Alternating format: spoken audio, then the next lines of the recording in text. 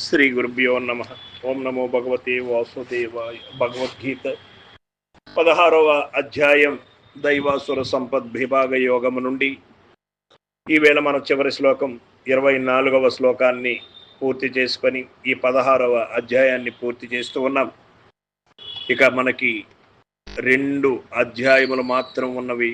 మనకి భగవద్గీత యజ్ఞములో భాగంగా 17, 18 అధ్యాయములు 2 పూర్తి చేసుకుంటే సాంగోపాంగముగా మనకు పరమాత్మ చెప్పినటువంటి విషయానికి కట్టుబడిన వారమై మనం నిత్యము కూడా శాస్త్రోయుక్తముగా ప్రతి నిత్యము ఒక శ్లోకం చొప్పున చదువుకుంటూ వచ్చాం.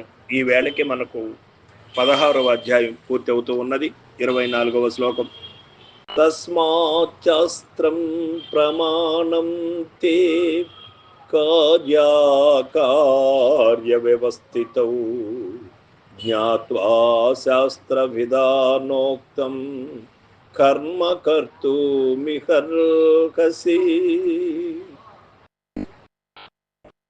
భగవానులు చెబుతూ ఉన్నారు, చేయదగినదియు చేయరానిదియు నిర్ణయించునప్పుడు నీకు శాస్త్రము ప్రమాణమై ఉన్నది.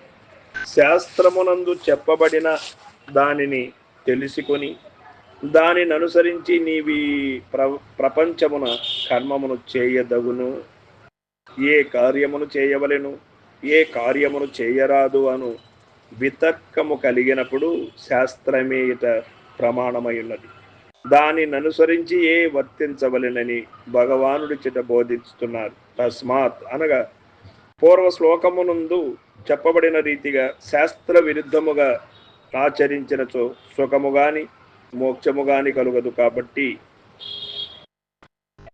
ఈ వాక్యముల వలన భగవద్దృష్టి యందు వేద శాస్త్రములు ఎంతటి పరమ ప్రమాణములు విదితమగుతున్నవి మరియు అవి గొప్ప ప్రమాణములని సాక్షాత్తు భగవానుడే సెలవిచ్చుట వలన ఇక అట్టి శాస్త్రాదులందు జనులు ఎంతటి విశ్వాసముంచవలయనో యోచించుకొనవలసి ఉన్నది. కావున ఇక వేద శాస్త్రముల గొప్పతనము విషయమై ప్రామాణ్యము విషయమై జనులకి ఏమాత్రము సందేహముండరాదు. అకుంఠిత విశ్వాసముతో వాని యందు బోధించిన రీతి అనుష్ఠించిన చాలును మనుజుడు తరించిపోగలడు. జ్ఞాత్వా శాస్త్ర విధానోక్తం అని చెప్పుట వలన కర్మాచరణకు పూర్వం శాస్త్ర జ్ఞానమవసరమని తేలుతున్నది. శాస్త్రాదుల ద్వారా కర్మ చేయు పద్ధతిని తెలుసుకొని పిదప కర్మ చేయుట ఉత్తమము. శాస్త్ర పరిచయము వలన అనగా అపరావిద్య వలన ఉత్తమ కర్మాచరణము సాధ్యమై క్రమముగా చిత్తశుద్ధి కలుగుగాక. పరావిద్యయు అనగా బ్రహ్మానుభూతియు అచిరకాలములో అభ్యాసవశమున లభించుట అవకాశం ఏర్పడుతున్నది. కర్మకర్తు మిహర్హసి అని బోధించడం వలన కర్మ చేయుటలో తప్పు లేదనియు అయితే ఆ కర్మ శాస్త్రానుకూలముగా ఉండవలెననియు గీత తెలుపుతున్నది. కనుకనే అర్జునుని అట్టి శాస్త్రోపదిష్ట కర్మము ఆచరింపవలసినదిగా భగవానుడి చేత ఉద్బోధిస్తున్నారు. కర్మ అనగా పని. ఈ పనిలో సత్ఫలితం దుష్ఫలితం పొందడానికి నీవే కారణం. సత్కర్మ ఎంచుకున్నప్పుడు శాస్త్రానుష్ఠానమైనటువంటి విధానంతో కర్మ చేసినప్పుడు అది సత్ఫలితాన్నే ఇస్తుంది. శాస్త్ర విధానము గురువాక్యము అనుసంధానము లేక ఇచ్చా మార్గములు చేసినప్పుడు నీకు దుష్ఫలితమే లభ్యమవుతుంది అని భగవానుడు చెబుతూ ఉన్నాడు.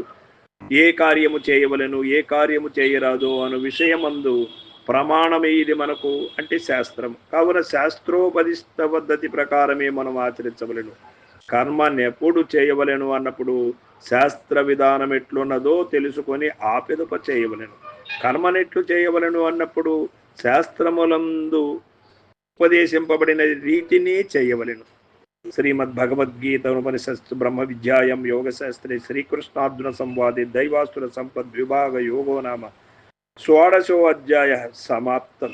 సర్వం సద్గురుపాదార్పణమస్తు. జై గురుదేవ.